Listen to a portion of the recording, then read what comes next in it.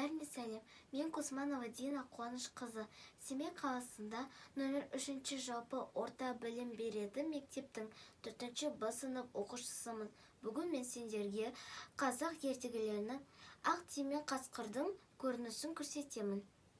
Ақ тиін бұтақтан бұтаққа қарғып жүріп, ұйықтап жатқан қасқырдың үстіне құлайды. Қасқыр қарғып тұрып, оны жегісі келеді. Ақ тиін жалынып, мені жібер дейді.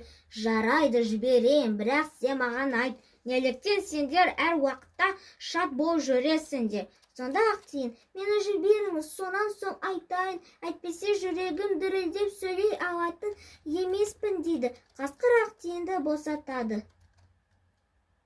Тиін ағаш басына шығып алып, сен қасқыр залынсың, залындық ішіңді жандырады. Сондықтан әрқашан қапалы жүресің. Біз ешкімге жауыздық істемейміз.